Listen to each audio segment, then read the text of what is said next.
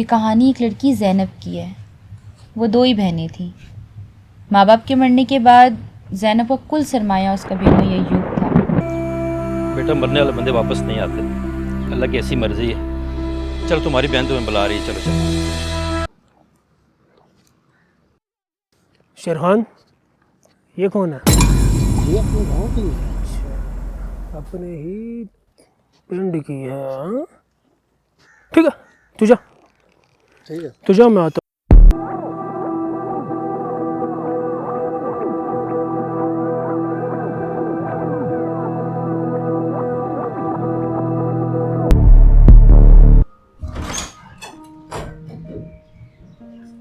Shaheen aunty घर पे हैं? जी घर पे हैं।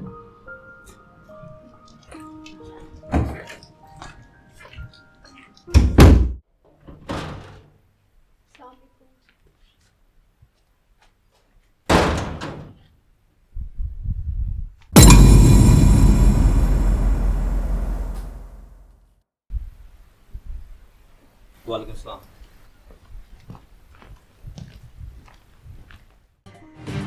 तहरीक इंसाफ आज फैसलाबाद में पंडाल सजाई। तैयब, आ जाओ, चाय ठंडी हो रही है।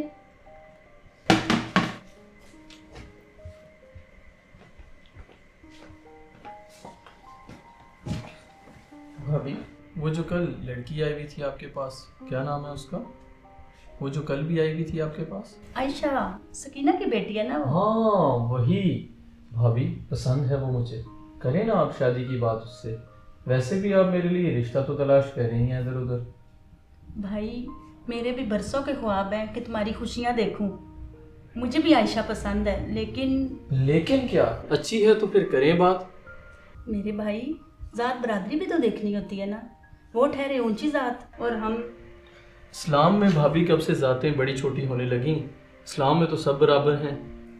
इस्लाम पर अमल कौन करता है मेरे भाई? हमें यहीं रहना है, इसी माशरे में जहाँ लोग तो मर जाते हैं लेकिन ज़ात जिंदा रहती है। जाओ देखो कब्रिस्तान जाकर, मर कर भी हमें सादात के कदमों में जगह मिलती है। हम उनकी बराबरी नहीं कर सकते मेरे भाई। ये सब पुरानी बातें हैं भाई, अब लोग पढ़ लिख गए हैं, शऊर आ गया है लोगों में। तुम पढ़ लिख गए हो मेरे भाई, लोग नहीं। वैसे भी तुम्हारा उठना बैठना पढ़े लिखे लोगों में, इसलिए तुम इस तरह की बातें कर रहे हो। भाभी, आप बात तो करके देखें, हो सकता है उनको कोई एतराज़ ना हो इस बात से। मेरा ख्याल है तैयब, तुम इस मसले को रहने ही दो। माशाल्लाह से डॉक्टर बन गए हो, तुम्हें तो कोई भी अच्छी से अच्छी लड़की मिल जाएगी। आप दोनों को मेरी बात समझ क्यों नहीं आ रही? अगर तो आयशा ने इनकार कर दिया तो ठीक, नहीं तो उसके अलावा मैं किसी से शादी नहीं करूंगा। तैयब, चाय तो पियो। तैयब, बात तो सुनो मेरी। पता नहीं क्या हो गया इसको। इस उम्र में ऐसा ही होता है। खैर, कल तुम चली जाना सकीना भाभी के घर और बात करके देख लेना।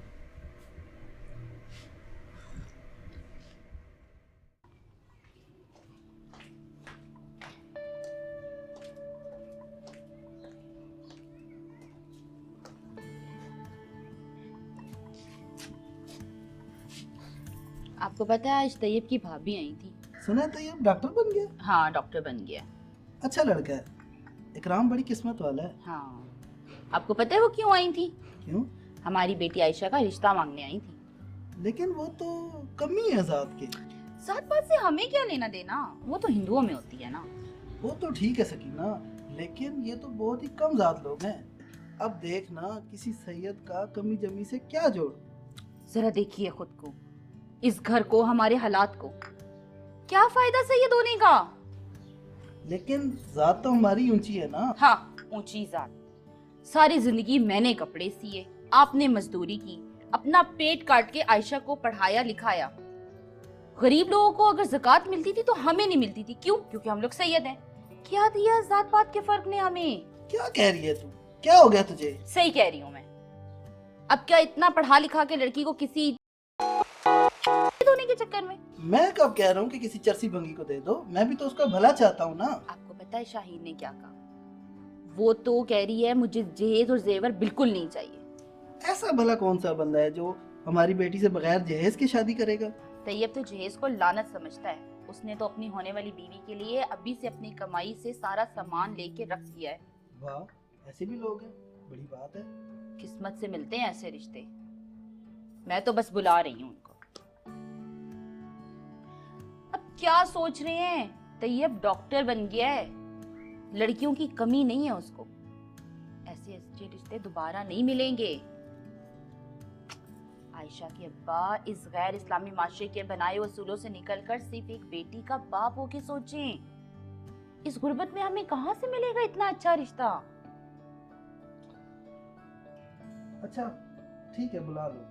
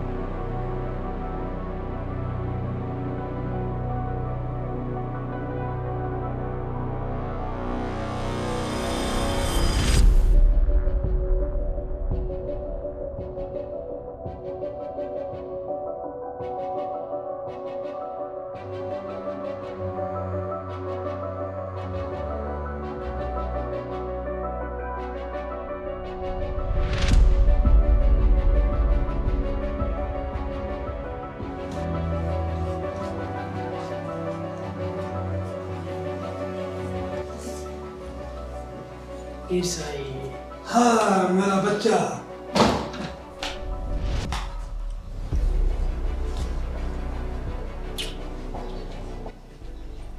माशाल्लाह मेरे पीर साईं। पीर साईं वो पुलिस आया है, क्या आप खुद मिलेंगे या मैं खुद बात कर लूँ? मैं खुद बात करता हूँ। जी जी। ज़ुबैर को समझा लें, ऐसे काम नहीं चलेगा। मैं साईं को क्या जवाब दूंगा, हालात अब ऐसे नहीं रहे।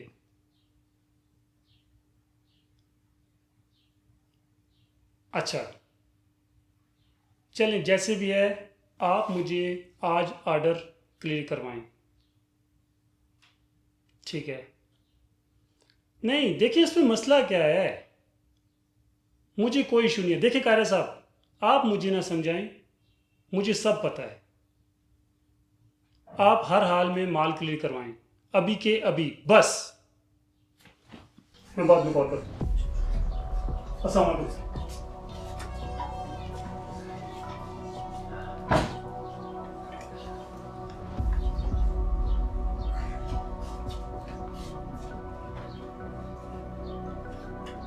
बैठ बैठ बैठ, तशरीफ रख।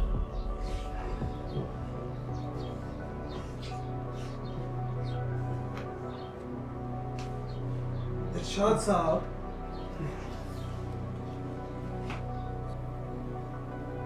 सुना है कुछ माल वाल पकड़ा गया है और बंदे भी। साईं माल पकड़ा गया तो क्या हुआ है, आप फिक्र ना करें, अपने ही पास है, शाम तक गोदाम में भिजवा दिया जाएगा। और वो सब तो ठीक है, लेकिन इस तरह तो बदनामी होगी। तुझे शायद पता नहीं है, मुझे इस दफा एक बड़ी सियासी पार्टी का टिकट मिल रहा है और सियासत में जुराइम और बदमाशी पे पर्दा डालने के लिए अवाम दोस्ती, अवाम खिदमत का ये वादा होना पड़ता है। वैसे ये बंदा है कौन? साईं नया आया है, अभी थोड़ी एफिशिएंसियां मार रहा है, लेकिन आप फिक्र ना करें, मैंने उसको समझा दिया है। समझा देना ही बेहतर है। जी साईं, आप फिक्र ना करें। देखो दिलशाद साहब, हर बंदे की एक कीमत होती है। जैसे जैसे उसकी कीमत बढ़ती है, मार्केट में बहुत सारे खरीदार आ जाते हैं, और जो बंदा लालची होता है वो ज्यादा दौलत की तरफ दौड़ता है, और फिर दो पार्टियों के बीच में आकर कुचला जाता है और जान से जाता है। लेकिन जो बंदा समझदार होता है वो इधर उधर जाने के बजाय अपनी कीमत बढ़ा लेता है। आप मेरी बातें समझ रहे हैं ना? आपका नमक खाया है सर, ऐसा कभी नहीं होगा। बाहर के बंदे को तो हम मौका ही नहीं देते। ये अपने नमकखार होते हैं जो नमक हरामी करते हैं और धोखा देते हैं। ऐसा कभी नहीं होगा साईं, मरते दम तक आपके साथ रहेंगे। मुझे तुमसे यही उम्मीद थी।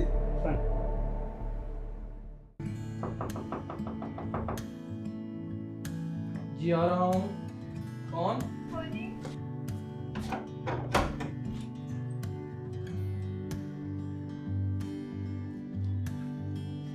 सुनिए जी भाई भाभी तो घर पे नहीं है, वो तो शहर गए हैं किसी काम से। जी अच्छा सुनिए, जी समझ में नहीं आ रहा कि आपसे कैसे बात करूं। आपके यहाँ शादी का पैगाम भिजवाया था, आपको कोई एतराज़ तो नहीं? नहीं, मुझे कोई एतराज़ नहीं। इसका मतलब है कि आप खुश हैं। खुशियाँ तो आरज़ी होती हैं डॉक्टर साहब, बस कोई गम न दे, यही काफ़ी है मेरे लिए। वाह क्या बात है, आपने तो 2 लफ्ज़ों में सारी ज़िंदगी का सुकून समेट दिया। कल मैं लाहौर जा रहा हूँ, अब की बार जब मैं वापस आऊँगा तो हमारा निकाह हो चुका होगा। खुदा करे कि आप खैर से वापस आएं। आपके लिए क्या तोहफा लेके आऊँ मैं? कभी ना ख़त्म होने वाला एहसास और आंखों में ऐसी ही चमक।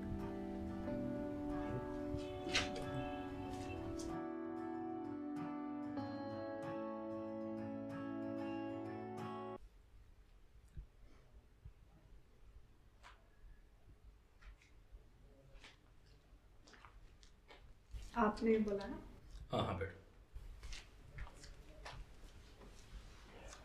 देखो ज़ैनब, मैं तुम्हें कुछ बातें समझाना चाहता हूँ, और यहाँ समझाया सिर्फ एक बार जाता है, दूसरा मौका नहीं दिया जाता। तुम समझ रही हो ना?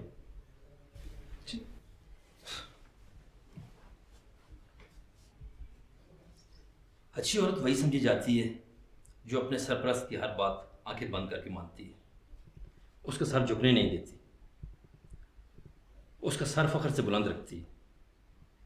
और अब तुम्हें अपना माजी भूल के हमारे तौर तरीक़ों और हमारे रस्म व रिवाज के मुताबिक ज़िंदगी गुजारना होगी। और हमारे यहाँ औरतें मोबाइल इस्तेमाल नहीं करती, इसलिए आप अपना मोबाइल ला के मुझे दे। और हाँ, कल जुमेरात है, मोहल्ले की तमाम औरतें पीर साहब के पास जाएंगी दुआ और दम के लिए, तुम भी उनके साथ जाना। दुनिया और आखिरत में कामयाबी जो है ना, वो अल्लाह के वलियों की इताअत में है और फर्माबरदारी में है। और हमारे गांव की तो खुशनसीबी है कि हमारे गांव में पीर साईं सरकार जैसी हस्ती मौजूद है। और मुझे एक और बात याद है कि वो जो पीर साहब के पास लड़का काम करता है अनस, सुबह वो आएगा, तुम और तुम्हारी बहन दोनों उसके साथ जाना। अब तुम जाओ।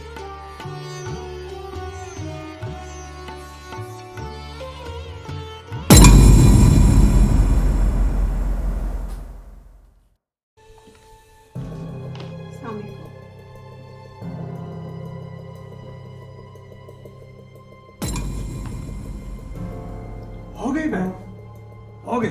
लेकिन ये लोग दिल के बहुत अच्छे हैं। और ये क्या बात हुई, रात को उन्होंने मेरे से मोबाइल ले लिया? बेटा वो तुम्हारे बाप की जगह पर है, तुम्हारे भले के लिए किया। बीबी जी हम लोग चाहते हैं कि सादगी से निकाह कर लें, फिर रुखसती आप लोगों की मर्जी से ही होगी।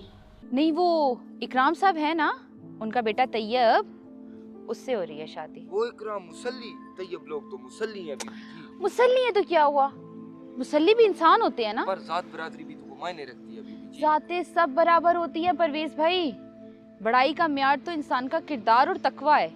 तैयब इतना पढ़ा लिखा है, नेक है, और सबसे बढ़ के वो डॉक्टर है। जैसा भी हो बीबी जी, सैयदजादी की बराबरी तो नहीं कर सकता। अगर ये बात गलत हुई तो मैं तुम्हारी खाल उतरवा दूंगा।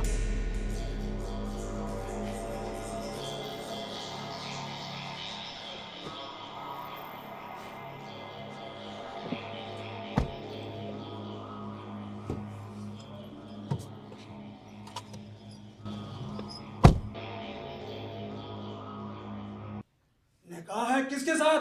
पीर साईं, आयशा का निकाह मेरे भाई डॉक्टर तैयब के साथ हो रहा है। तो अब ये कमी कमीन और छोटी जात के लोग सादात गिराने की इज्जत पे हाथ डालने लगे हैं।